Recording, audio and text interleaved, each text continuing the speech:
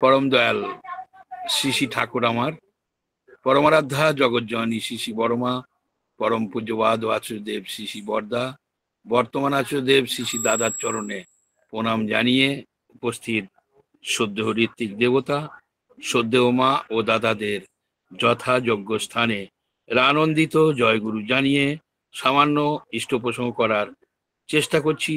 ত্রুটি মার্জনা করবেন না। আমরা সকলে বলি ত্রুটি মার্জনা করবেন, আমি বলি ত্রুটি মার্জনা করবেন না। কারণ ঠাকুর বলছেন ভুলভ্রান্তি মানুষেরই হয়, শুধরে যদি চলে সোজা, শান্তি পাবি তৃপ্তি পাবি, হালকা হবে বুকের বোঝা। সত্যিই তো, মানুষ মাত্রই ভুল হয়। সেই ভুলটা যদি আমাকে ক্ষমা করে দিলেন, তাহলে ভুলের গায়ে আমার হাত পড়লো না, তাহলে আমি কিন্তু যে তিমির সেই তিমিরই থেকে গেলাম। তাই ভুল সংশোধনের জন্য আমরা ম্যান মেকিং ফ্যাক্টরিতে ভর্তি হয়েছি, মানুষ তৈরির কারখানায়। সত্যিই তো, চোখ কান হাত পা নাক থাকলেই মানুষ। মানুষ আমরা কিন্তু মানুষ নয়। তাই ঠাকুর বলছেন আমার জীবন ভুলে ভরা, তাই তো আমার ঠাকুর ধরা। ভুল সংশোধনের জন্য। তাহলে দেখেন কি সুন্দর কথা কবি বলছেন, এই মহাবিশ্বের কি তো সখী, আমি কিবা জানি পারি, এমন ভাব থাকলে তোমার ওজন হবে ভারী। আমি কিচ্ছু পারি না, কিচ্ছু জানি না এই মহাবিশ্বের, আমি কিছুই জানি না, এই ভাব যদি আমার, সব জানতা যদি হয়েছে তো কিচ্ছু তোমার হয়নি।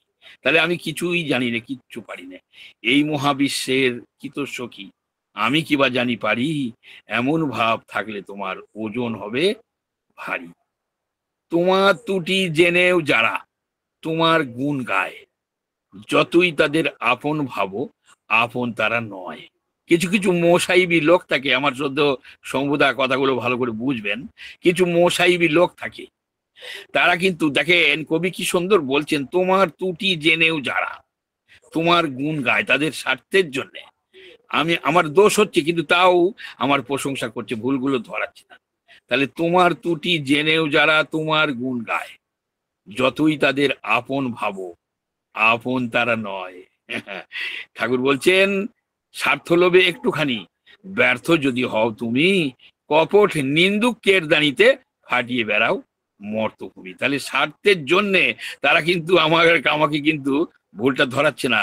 হ্যাঁ হ্যাঁ ঠিক আছে ঠিক আছে, কিন্তু যেই একটুখানি স্বার্থ লোভে একটুখানি ব্যর্থ যদি হও তুমি, কপট নিন্দুক কেরদানিতে ফাটিয়ে বেড়াও মর্তভূমি। তাহলে যদি একটু স্বার্থে আঘাত লাগে, একেবারে 30টা লোক মানে 30টা গাঁ চেঁচিয়ে উজাড় করে দেবে।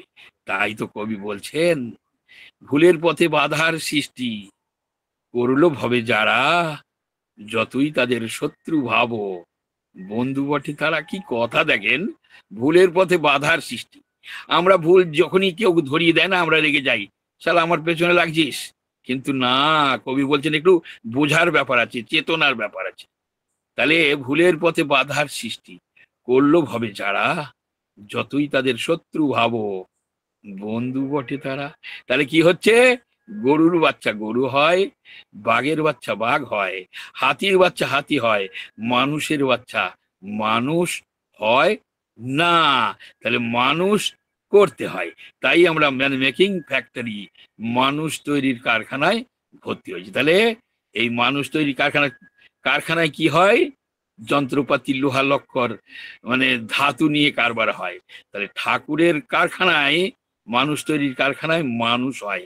একটা সত্যি সত্যি ভালো মানুষের প্রচন্ড অভাব, প্রচন্ড অভাব এই পশ্চিমবঙ্গে, ভারতে তো মানে কি বলবো, প্রচুর অভাব। তাই আমরা ম্যানুফ্যাকচারিং ফ্যাক্টরিতে। তাহলে এই ফ্যাক্টরির কারিগরকে বাবা মা স্বামী স্ত্রী, এদের ঐকান্তিক প্রচেষ্টায় ঠাকুরের ফর্মুলায় একটা সুন্দর মানুষ যাতে তৈরি হয়, তার জন্য কিন্তু আমরা ম্যান মেকিং ফ্যাক্টরিতে ভর্তি হয়েছি। তাই কি হচ্ছে, সৎসঙ্গ কি করে, কবি বলছেন ফুলে গন্ধ গানে ছন্দ, প্রাণে আনন্দ, সৎসঙ্গ মানুষকে আনন্দ দেয়। তাই জীবনের প্রয়োজন যেখানে সেখানেই তো সৎসঙ্গ, সে অফলাইন হোক আর অনলাইন হোক। ভগবানের নাম বিধি করলে ফল পাবে, না করলে ঝুলে থাকবে। সৎসঙ্গ আন্দোলন মানুষ হওয়ার আন্দোলন, মানুষ হওয়ার প্রেরণা। যিনি জানিয়ে জানাইয়া দেন তিনিই গুরু।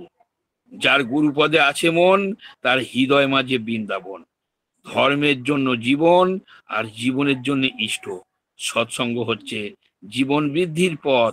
তাই নদী পারাপারের জন্য মাঝির প্রয়োজন হয়, শিশুর জন্য মায়ের প্রয়োজন হয়, আর জীবনের জন্য গুরুর প্রয়োজন হয়।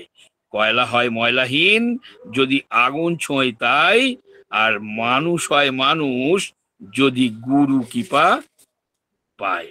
সৎসঙ্গ লোক কল্যাণ যজ্ঞ, যে যজ্ঞে মানুষের কল্যাণ হয়। একটা মানুষ বলতে পারবে না, যারা দুবেলা প্রার্থনা করে, যজন যাজন ইষ্টভীতি করে, তারা জীবন যুদ্ধে হেরে গেছে, এ নজির সৎসঙ্গ জগতের ইতিহাসে নেই। তাহলে ট্রেনের টিকিট কেটে শেষ কামরাতে উঠলেও ট্রেনের ড্রাইভার যেমন গন্তব্যে পৌঁছে দেয়, তেমন জীবন রথের চালক স্বয়ং মালিকের ট্রেনে যদি আমরা উঠি, তিনি কিন্তু আমাদের গন্তব্যে পৌঁছে দেবে। তাই কি করতে হবে? টিকিট কাটতে হবে। টিকিট হলো সিল অফ গড। ঠাকুর বলছেন, যে কৌশল অবলম্বন এবং অনুশীলন করিলে মানুষ জীবন চলনায় দক্ষ হয়, তাকে দীক্ষা বলে। তাহলে দীক্ষা নিতে হবে। দীক্ষা হলো দক্ষ হওয়ার কৌশল, দক্ষ হওয়ার তুক। যে কৌশল অবলম্বন এবং অনুশীলন করিলে মানুষ জীবন চলনায় দক্ষ হয়, তাকে দীক্ষা বলে। তাই ঠাকুর বলছেন, সদ্গুরুর শরণাপন্ন হও, সৎনাম মনন করো, আর সৎসঙ্গের আশ্রয় গ্রহণ করো।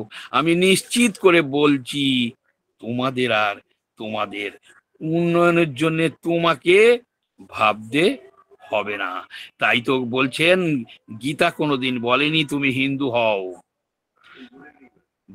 কোরআন কোনোদিন বলেনি তুমি মুসলিম হও, বাইবেল কোনোদিন বলেনি তুমি খ্রিস্টান হও। ধর্মগ্রন্থ কি শিক্ষা দেয়? হে মানুষ, তুমি সুন্দর হও।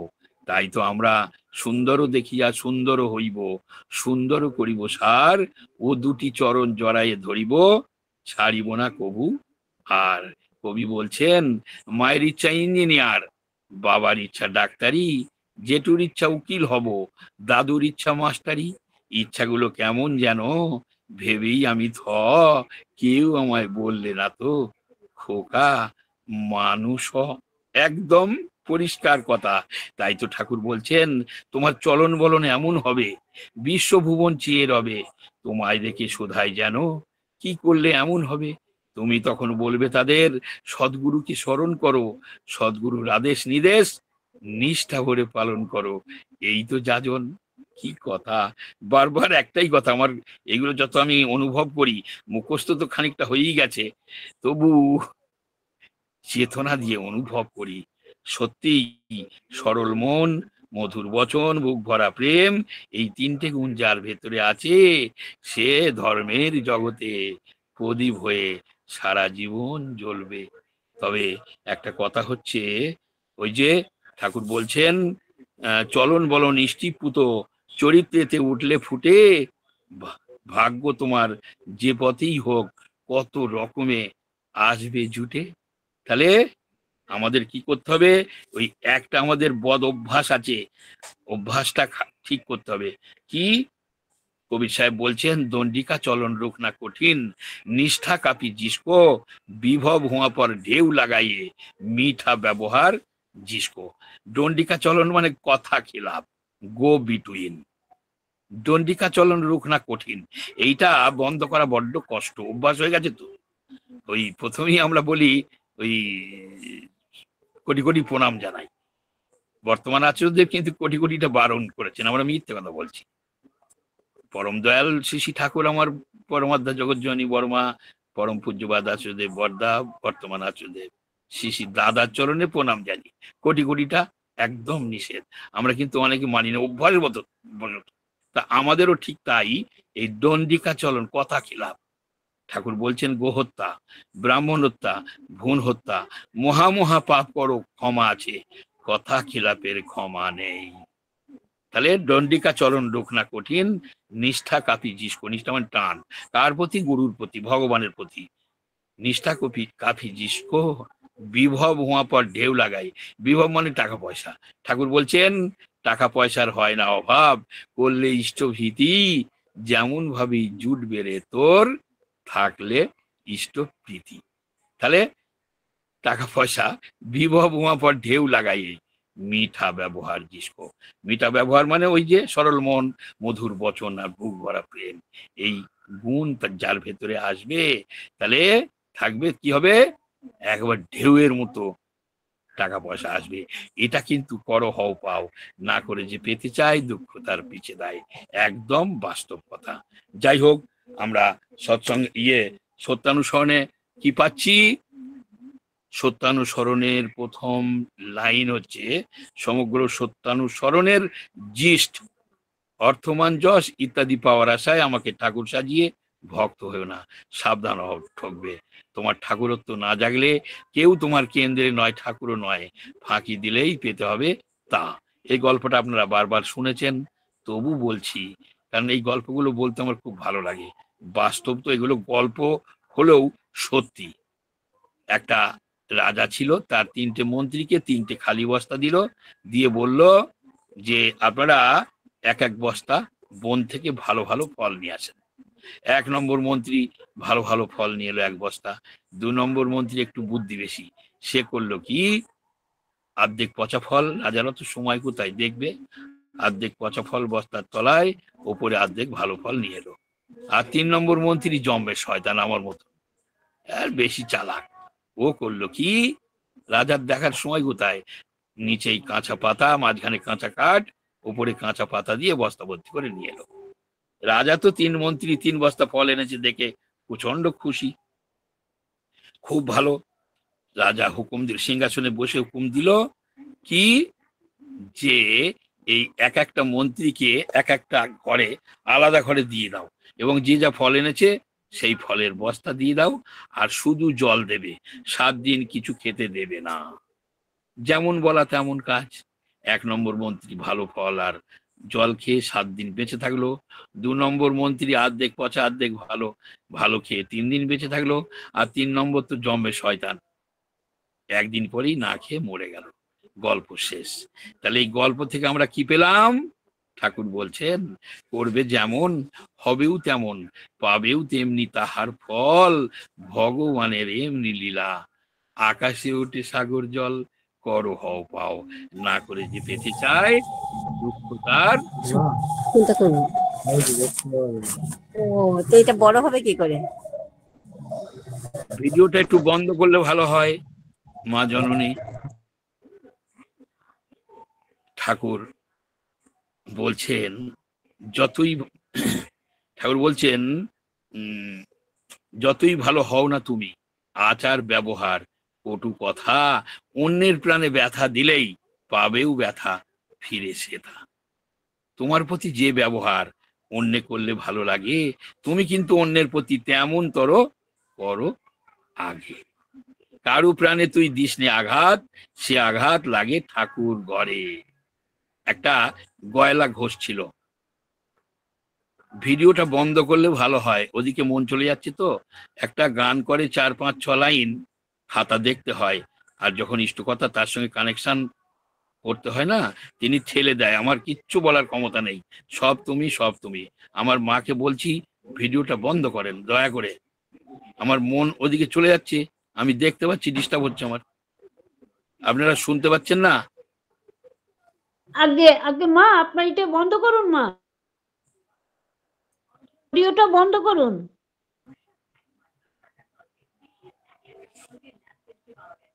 যাই হোক, তাহলে কি হচ্ছে, ওই বললাম না গন্ডগোল হয়ে যায়, ভাব কেটে গেলে ডিস্টার্ব হয়। ঠিক আছে, তাহলে কি হচ্ছে, ওই যতই ভালো হও না তুমি, আচার ব্যবহার কটু কথা, অন্যের প্রাণে ব্যথা দিলেই পাবেও ব্যথা ফিরে যেতা। দেখেন একটা ছোট্ট গল্প বলছি, ঘটনা, একটাও কিন্তু গল্প না, এগুলো বাস্তব মানে গল্প হলেও সত্যি। একটা গয়লা ঘোষ ছিল, সে দুধ থেকে দই এবং মাখন তৈরি করে বিক্রি করতো, তার বউ করে দিত, সে হাট শহরে নিয়ে গিয়ে বিক্রি করতো। তা একটা দোকানদারের সঙ্গে তার কন্ট্যাক্ট হয়েছে, প্রতিদিনের মাখন সে নিয়ে নেয়। ওই কয়লা ও কিন্তু পয়সা নেয় না, ওই 1 কেজি চিনি, 1 কেজি নুন, 1 কেজি তেল, যেরম যেরম লাগে ওই টাকার বিনিময়ে জিনিস নিয়ে আসে। খুব ভালো। একদিন 3 কেজি ননি হয়েছে, তো দোকানদারের সঙ্গে একটু ভিড় ছিল, তো 3 কেজি ননির যা মূল্য সেই মূল্য জিনিস দিয়ে দিয়েছে, চলে এসেছে। এখন খানিকটা পরে যখন ফাঁকা হয়েছে, ননিটা ফ্রিজে থুতে হয়। ননি মানে তো ওর থেকে ঘি হয়, মাটা যেটাকে বলে আমাদের বাংলা ভাষায়। তো যাই হোক, এইবার ওই দোকানদার ফ্রিজে তুলতে গিয়ে মনে মনে চিন্তা করছে, আমি তো কোনোদিন ওজন করিনি, একটু ওজন করে দেখি কি হয়। তো ওজন করে দেখে 100 করে প্রতিটা তালে কম। এখন ওর তো মাথা খারাপ হয়ে গেল, কি সর্বনাশ, তাহলে তুমি যতদিন দিয়েছ তুমি তো কম দিয়েছো, মানে কি বলবো, ওর আগে আগুন হয়ে আছে, তুমি কালকে এসো। পরের দিন যখন গেছে, একেবারে যত রকম অকথ্য ভাষায় গালাগালি। আর এই গয়লা ঘোষ কিন্তু চুপচাপ শুনে যাচ্ছে। যখন গালাগালি দেওয়া শেষ হয়েছে, তখন খুব নরম ভাবে বলছে, দাদা, আমি খুব গরিব মানুষ, আমার বাটখারা কেনার ক্ষমতা নেই, বাড়িতে কোটোর ঢাকনি দিয়ে পাল্লা করেছি, কঞ্চির ছড় করেছি, আপনি ওই যে 1 কেজি চিনি দেন, ওটা পেছনের পাল্লায় চাপিয়েছি, আর ডাইনের পাল্লায় আমি ননিটা চাপিয়েছি, এতে যদি কম হয় আমার দোষ কোথায় বলেন? তখন দোকানদার চিন্তা করছে, কথা তো সত্যি, আমি তো প্রতিটা 1 কেজিতে 100 করে কম দিই প্রতিটা জিনিস, তাহলে আমি কি পাবো? আমি তো কমই পাবো। তাই তো ঠাকুর বলছেন, তোমার প্রতি যে ব্যবহার অন্যে করলে ভালো লাগে, তুমি কিন্তু অন্যের প্রতি তেমন তর করো আগে, তাহলে করো, হও পাও, না করে যে পেতে চাই দুঃখ তার, পিছে ধায় করবে যেমন, হবেও তেমন, পাবেও তেমনি তাহার ফল, ভগবানের এমনি লীলা। আকাশে ওঠে সাগর জল, ঠাকুর পায়ে হেঁটে যাচ্ছেন। এক মা তার একটা বাচ্চা ছেলেকে নিয়ে ওই ঠাকুর যেখানে যেখানে পা দিয়েছে সেই পায়ের ছাপের ধুলো মাথায় দিয়ে দিচ্ছে ওই বাচ্চাটা। ঠাকুর পেছন ফিরে তাকিয়ে বলছে, আরে ছি ছি ছি ছি ছি, করছিস কি মা, করছিস কি মা? গম্ভীর ভাবে বলছেন, শোন মা, আমার ঠ্যাং দুটো যদি কেটে তোর ছেলের গলায় ঝুলিয়ে দিস, তাও কিছু হবে না নে, যদি আমার কথাগুলো বাস্তবে ফুটিয়ে তুলতে না পারিস। আমাদেরও ঠিক তাই, শুনলি কত করলি না, ঠকলি কত বুঝলি না।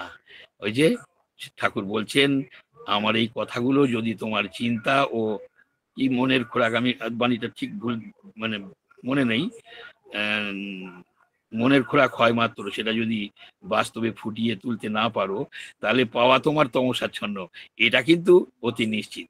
বাণীটা ভুল হতে পারে, আমি স্বীকার করছি। যাই হোক, এই হচ্ছে ঘটনা। তাহলে করো, হও পাও, না করে যে পেতে চায় দুঃখ তার, আপনারা বলে নেবেন। একটা জমিদার বেড়াতে বেরিয়েছে, একটা সৌম্যদর্শন সন্ন্যাসী ওই পথ দিয়ে আসছে। তো সন্ন্যাসীকে দেখে জমিদারের ভালো লেগেছে, সাষ্টাঙ্গে প্রণাম করে বলছে, সন্ন্যাসী বাবা, আপনি তো এই পথ দিয়ে যাচ্ছেন, এই পথের ধারেই আমার বাড়ি, যদি একবার আমার বাড়িতে পায়ের ধুলি দেন আমার খুব আনন্দ হবে। এখন জমিদার ওই সন্ন্যাসী চিন্তা করছে, পোশাক জমিদারের হলে কি হবে, ভাব তো বিনয়ী, ঠিক আছে, যদি এই পথে আপনার বাড়ি হয় চলেন যাব। গেটের কাছে এসেছে, দারোয়ান সরকি নিয়ে দাঁড়িয়ে আছে, এসে জিজ্ঞেস করছে, এই বাড়িটা কার? জমিদারকে। জমিদার বলছে, এটা আমার প্রভুর, এটা আমার মালিকের। গেট খুলে দিল, ডান দিকে ভেতরে ঢুকলো, ডান দিকে বিরাট বড় বাগান, বাঁ দিকে বিরাট বড় পুকুর। এই পুকুর বাগান কার? এটাও আমার প্রভুর, এটাও আমার মালিকের। আরো ভেতরে ঢুকলো, বিরাট বড় মন্দির, এই মন্দিরটা কার? এটাও আমার প্রভুর, এটাও আমার মালিকের। মন্দিরের দরজা খুলে দিল, রাধা কৃষ্ণের যুগল মূর্তি, বলছে, এই মূর্তিটা কার? তখন জমিদার এইভাবে বুক চেপে ধরে বলছে, ওটাই শুধু আমার, আর সব তার। আমরা যদি একটু চেতনা দিয়ে চিন্তা করি, কথা তো সত্যি, ওটাই শুধু, তিনিই শুধু আমার, আর আর বাকিটা সব তার। তাই তো বললেন, সাথে তো যাবে না কিছু ওরে মন, কেন বোঝাটি বাড়িয়ে মরিছ এমন, জীবনের ভালোটা কি মন্দ বাকি, জানো কি প্রভুর রাতুল চরণ ছাড়া এ জীবনে সব ফাঁকি, জমালে তো অনেক ভবে, সেসব কি আর সঙ্গে যাবে? কেন আকুল হচ্ছ তবে, বোঝো না এ স্বপ্নে কি? তাই ঠাকুর বলছেন, you are for the Lord, not for others. তুমি কারুর না, একমাত্র প্রভুর। You are for the Lord and show for others. তুমি যদি সত্যিই প্রভুর হও, তাহলে তুমি সকলের। রামকৃষ্ণদেব বলছেন, ঈশ্বর সবার মধ্যে আছেন, কিন্তু সবাই ঈশ্বরের মধ্যে থাকে না, তাই মানুষের এত দুঃখ। আমাদের এই মনুষ্য জীবন, আমি মানে এই যে মানুষটা একটা ম্যাশিং। আচ্ছা, ম্যাশিং মানে কি হয়? তার একটা সুইচ থাকে, তার একটা হ্যান্ডেল থাকে। ঠাকুর বলছেন, আপনাদের হ্যান্ডেলটা, জীবনের হ্যান্ডেলটা যদি একবার আমার ওপর ছেড়ে দিতেন, আমি আপনাদের 14 পুরুষের ঠিকুজি কুষ্টি ওলট পালট করে ইষ্টমুখী করে দিতাম। তাহলে আমাদের জীবনের হ্যান্ডেল আমরা কিন্তু নিজেরাই রাখি, তার উপর ছাড়ি নে। একটু লক্ষ্য করেন, সত্যি সত্যি যদি তার উপর ছেড়ে দিতাম, তাহলে কিন্তু তার ইচ্ছাই যদি চলতাম, আমরা কিন্তু আমাদের ইচ্ছাই চলি। তাই তো তিনি বললেন, চাই পূর্ণ বিশ্বাস। পূর্ণপদীতে তিনি বলছেন, যে যা ভাবে আমি তাই, একটু শুধু মনের কোণে অমল ধবল বিশ্বাস চাই। আমি ভক্তের কাছে শালগ্রাম শিলা, জ্ঞানীর কাছে ব্রহ্ম ভেলা। পাতা দিয়ে পুজলে আমায়, ছাগল হয়ে পাতা খাই। আমি চোরের উপর বাটপারি করি, সাধু জনায় বুকে ধরি।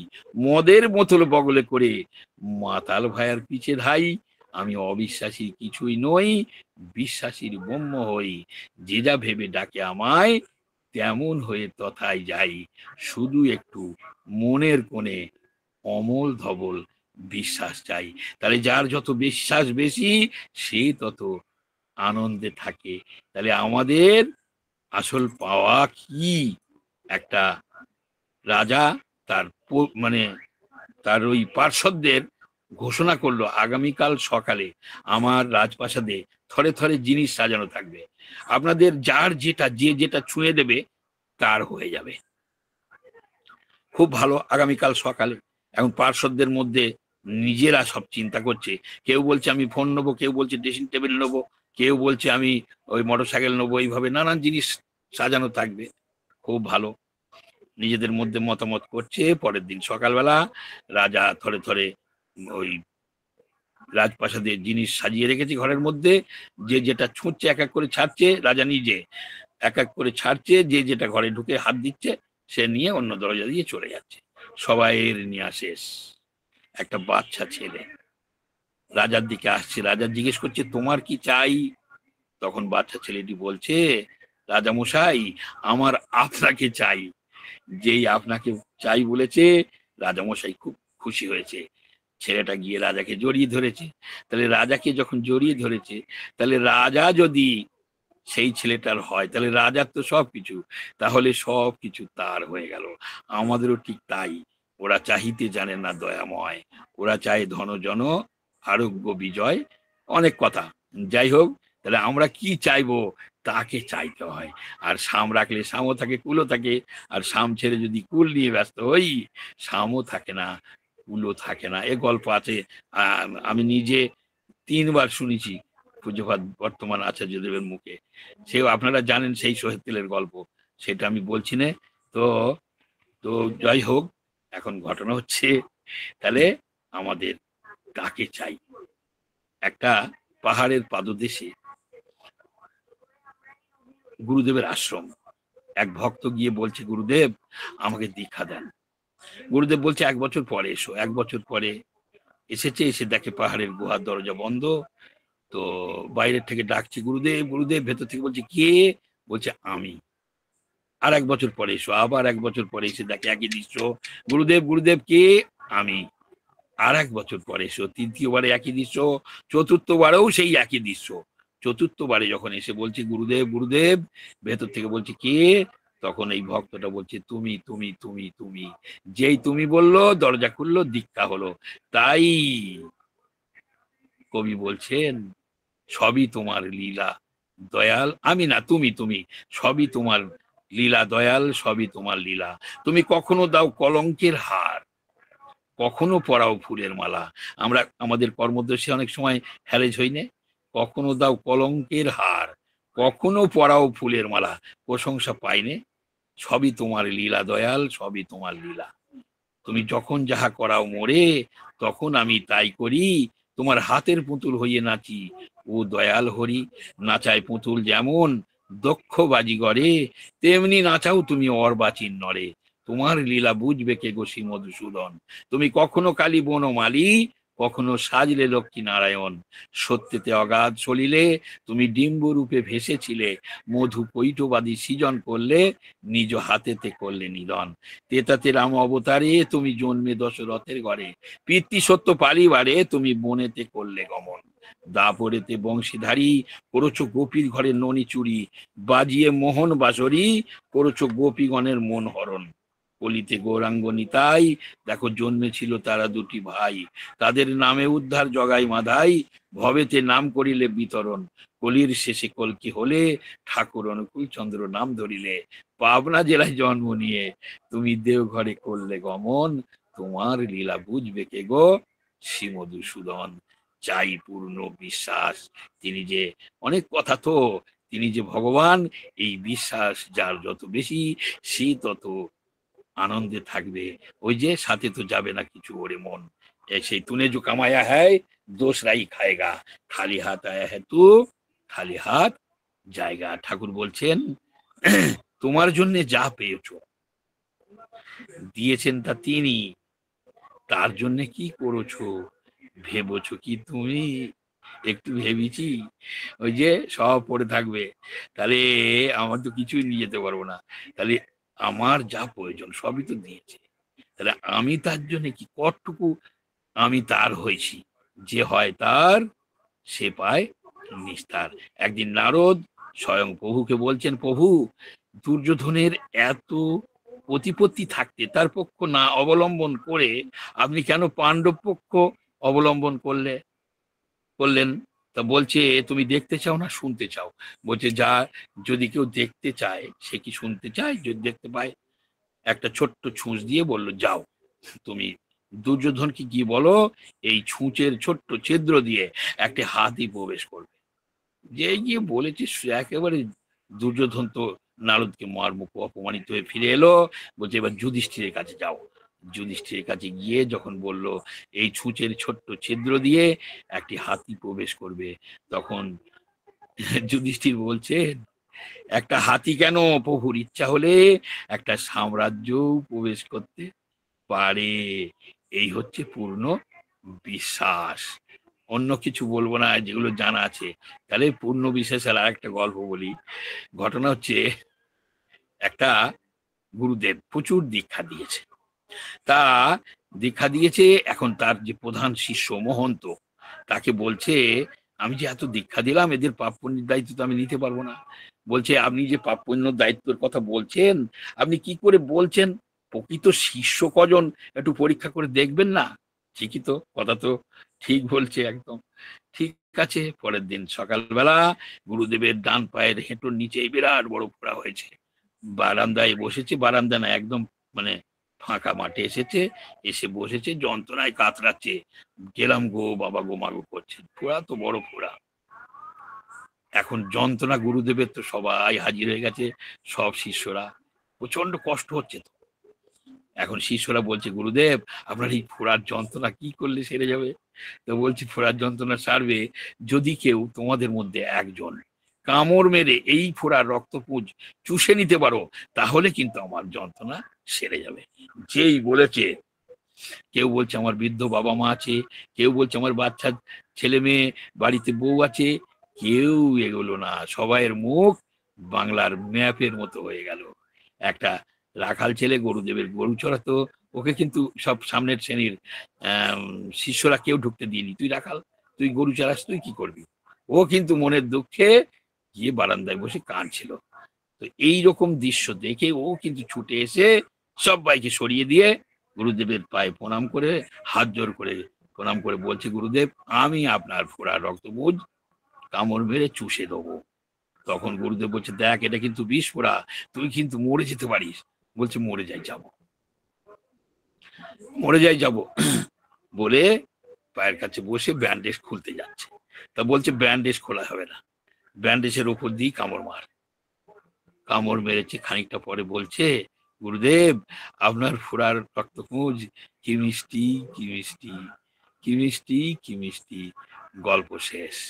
আসলে তো গুরুদেবের ফোড়া হয়নি, একটা ল্যাংড়া আম, পাকা বড় সাইজের, ছাড়িয়ে সুন্দর করে ভালো ন্যাকড়া দিয়ে ব্যান্ডেজ করেছে। তাহলে ল্যাংড়া আম হিমসাগরের চেয়ে মিষ্টি হয়েছে। তাহলে বুঝতেই পারছেন যখন টান দিচ্ছে, গল্প তো শেষ। সত্যি সত্যি তাহলে গুরুদেবের কথায় কজন আমরা বিশ্বাস করি? আমরা কজন ভোরবেলা উঠে সেই 4টের সময় উঠে নাম ধ্যান করি? কজন আমরা টাইমে প্রার্থনা করি? কজন আমরা ঠিক ঠাকুরের বলা মাফিক? ঠাকুর বলছেন দৈনন্দিন আহার যেমন ইষ্টভীতি রাখিস তেমন, এটাও কি নয় নেহাত কম, পারলে কমে যাসনে, কপট ব্রতি হোসনে। আমরা ঠাকুরের বলা মাফিক কজন আমরা ইষ্টভীতি করি? কজন আমরা থানকুনি খাই? কজন আমরা 30 দিন অন্তর ইষ্টস্থানে পাঠিয়ে 2টি ভাতৃভোজ্য দিয়ে আমরা ঠিক ঠিক ইষ্টভীতি প্রেরণ করি? কজন আমরা ডিপি ওয়ার্ক করি? তাহলে যার যতখানি করা, যে যতখানি বিশ্বাস করে নিষ্ঠার সঙ্গে করবে, তাহলে তিনি সব। এই বিশ্বাস যার ভেতরে যত আছে সে তত আনন্দে থাকবে। প্রায় সময় হয়ে আসছে, যাই হোক। তাহলে ঘটনা হচ্ছে সেই একটাই কথা, করো হও পাও, করবে যেমন হবেও তেমন পাবেও তেমনি তাহার ফল, ভগবানের এমনি লীলা, আকাশে ওঠে সাগর জল, ইষ্টহিত ইষ্ট গুরু পুরুষোত্তম প্রতীক গুরু বংশধর, রেত শৈলে সুপ্ত থেকে জ্ঞান্ত তিনি নিরন্তর। আচার্যকে বাদ দিয়ে তুই জ্ঞান গবেষণা করবি যত, সামঞ্জস্য থাকাই কঠিন, হারাবি তুই পথ নিয়ত। তাহলে কি হচ্ছে? অনেক কথা তো, আরো সব গল্প বেরিয়ে আসছে, কিন্তু বলা যাবে না। যাই হোক, কি হলো? কোমরে ব্যথা। হ্যাঁ, কি বলছেন? তুই মোর মুই তোর, ওই গল্পটা বলেন। তুই মোর মুই তোর, আচ্ছা এইটা বলে নিয়ে বলছি। আচ্ছা, তাহলে ওটা সময় হয়ে যাবে, বলবো। তাহলে কি হচ্ছে?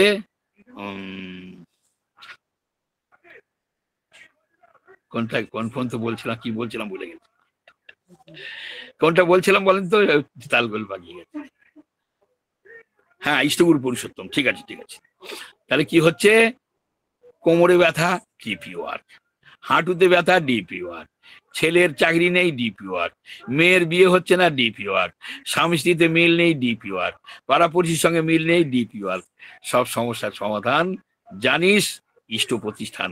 ঠাকুর বলছেন আর আমি বলছি, সব সমস্যার সমাধান জানিস ডিপি ওয়ার্ক কর্ম প্রতিষ্ঠান। তাহলে একটা কানা এবং কুৎসিত ভক্ত ছিল, সে ভগবানকে ভগবানের সাধনা করছে। ভগবান খুশি হয়ে এসে বলছে যে এরকম, বৎস তোমার সাধনায় আমি সন্তুষ্ট, তুমি বর প্রার্থনা করো, তবে একটার বেশি বর চাইতে পারবে না। ও চিন্তা করছে আমার তো অনেক সমস্যা, অনেক চাওয়া, অনেক অভাব। তাহলে কানা এবং কুৎসিত, তাহলে কানা এবং কুৎসিত, তাহলে ওর ছিল গুরুদেব। গুরুদেবের কাছে গেছে, গিয়ে বলছে গুরুদেব আমি এইরকম বর পেয়েছি, তাহলে কি করব, আপনি কি চাইবো বলে দেন। গুরুদেব বলল তুমি এই বর চাও, আমি যেন দেখে যেতে পারি আমার নাতি সোনার থালায় ভাত খাচ্ছে। খুব ভালো।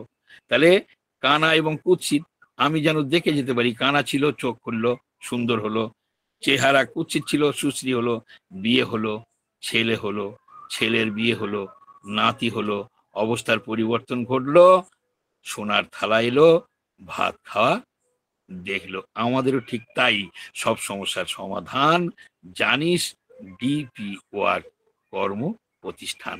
আমরা সংসারী জীব, সংসারের স্বরূপ একটু বলি। একটা ব্যাঙ, একটা ব্যাঙ নতুন বিয়ে করেছে। তো নতুন বিয়ে করেছে, এখন আমি 26 বছরে বিয়ে করেছি। 26 বছরের আমাদের সবাইয়ের বয়সটা কি পেছনে নিয়ে আসে, দুজনের প্রেম আলাপ হচ্ছে, নতুন বিয়ে তো।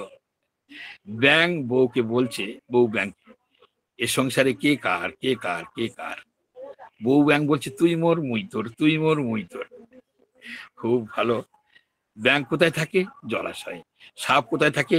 জলাশয়ের আশপাশ একটা সাপ ভগবানকে ধন্যবাদ দিচ্ছে, ভগবান আমার প্রতি তোমার এত দয়া, একসঙ্গে দুটো খাদ্য তুমি রেডি রেখেছো, একটা তো নিশ্চয়ই আমি পাবো।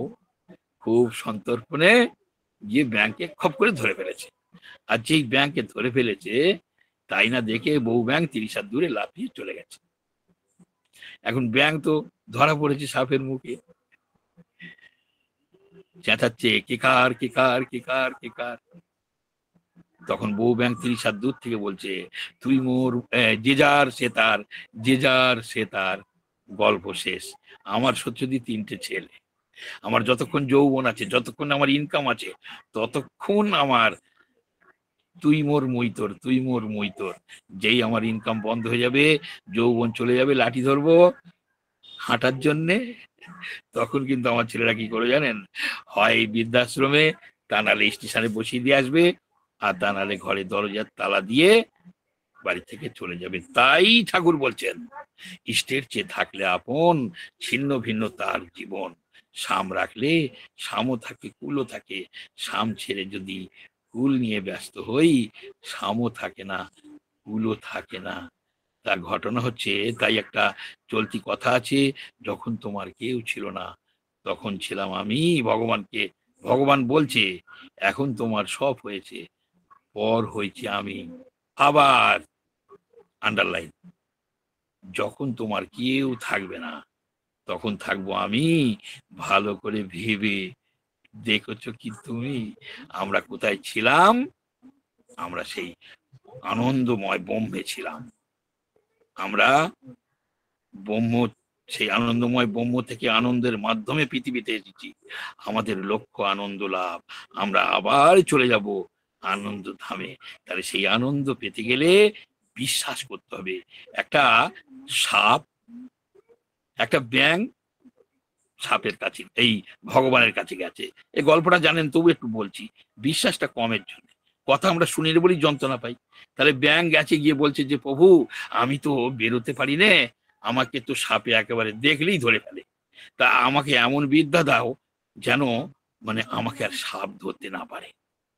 তা বলেছে, ঠিক আছে, তুই যখন বেরোবি, যদি যখন তোকে সাপে ধরবে, তুই কিন্তু নড়বি না, চুপ করে মরার মতো হয়ে থাকবি।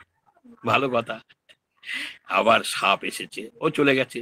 সাপ এসেছে, প্রভু অনেকদিন তো না খেয়ে রয়েছি, একটাও ব্যাঙ আসছে না, তা আমি কি করি, তুমি আমাকে এমন আশীর্বাদ করো যাতে আমি ব্যাঙ ধরলেই খেতে পারি। বলছে, ঠিক আছে, ধরবি তো ছাড়বি না। ব্যাস, দুজনাই চলে গেছে। যে যেতে সঙ্গে সঙ্গে একটা ব্যাঙের সঙ্গে সাক্ষাৎ। ব্যাঙকে গিয়ে খপ করে ধরেছে সাপ। আর ওই যে ওষুধ বলে দিয়েছে ভগবান, চুপ করে মরার মতো পড়ে আছে ভেতরে, গালের ভেতরে। এখন সাপ তো গিলে খায়। এখন বেশ, অন্যদিন সাপকে যখনই ব্যাংকে ধরে, ব্যাংক ছটফট করে লাপায় মানে বাঁচার জন্য, কিন্তু এ তো মরার মতো সঙ্গে সঙ্গে। এখন এইটা সাপ মনে মনে করছে, ও তাহলে নিশ্চয়ই মরে গেছে, ভালো করে গিলতে হবে তো একটু। ভালো করে যেই মুখটা ফাঁক করেছে, আর ব্যাংক ট্রিং করে পালিয়ে গেছে। এখন পালিয়ে গেছে, কি সর্বনাশ। এইবার ভগবানের কাছে গেছে, গিয়ে ভগবান বলছে, ভগবান সাপ গেছে, বলছি যে আমি, তুমি তো আশীর্বাদ করলে, তা আমি এরম পেয়েও তো এরম চলে গেল কেন? বলছে, তোকে তো বলেছিলাম যে তুই মানে ধরবি তো ছাড়বি না, তা তুই ছেড়ে দিলি কেন? সেই জন্যই তো পালিয়েছে।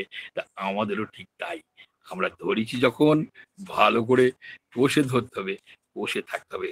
যাই হোক, আর 2 মিনিট টাইম আছে। তো আর একটা গল্প, এগুলো তো জানেন 2 মিনিটে, এটা ঘটনা না, খুব শর্টে বলছি। তো এই স্বামী স্ত্রী, স্বামী খুব মানে রুগা, বউ খুব মোটা। এখন স্বামী ঠাকুর ভক্ত, বউ ঠাকুর ভক্ত নয়। এখন বউয়ের একটা দোষ আছে, যেখানেই বসে ঘুমিয়ে পড়ে, সঙ্গে সঙ্গে ঘুম। বসেছ কি ঘুম। পাশি গ্রামের ওই ভাগবত পাঠ হয় প্রতিদিন, স্বামী যায়, একদিন জোর করে বউকে পাঠিয়েছে। তা গিয়ে এখন খুব চোরের উৎপাত ওই জায়গায়, ওই দেশে। তো বউ গেছে, আর কতক ঠাকুর বলছে কথার মাধ্যমে, আসুন আসুন আসুন। গেছে, ও বলে মনে মনে করছে বউটা যে আমাকে বলছে, তা বলছে বসুন বসুন বসুন, কথার মাধ্যমে। বসেছে, আর যেই বসেছে ঘুমিয়ে পড়েছে। ভাগবত শেষ হয়ে গেছে, লোকজন উঠাউঠি চলে যাচ্ছে, একটু চেঁচামেচি হচ্ছে।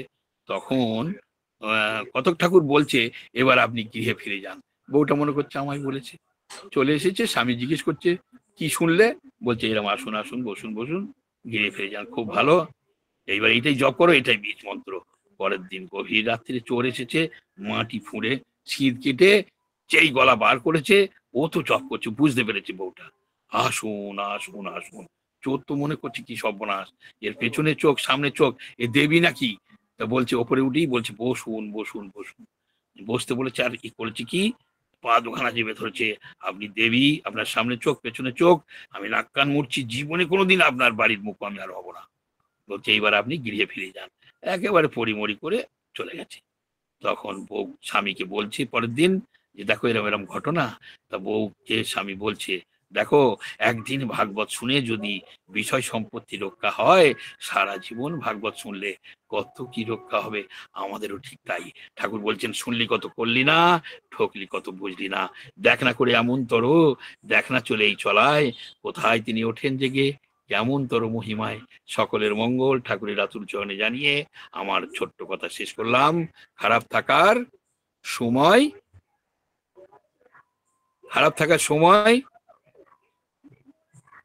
কি ব্যাপার, নেই খারাপ- নেই নেই হ্যাঁ, নেই। তার মানে এমন মোহিত হয়ে গেছে গল্পে, জয় গুরু, মোহিত হয়ে গেছে। দারুণ দারুণ দাদা, জয় গুরু। আনন্দ।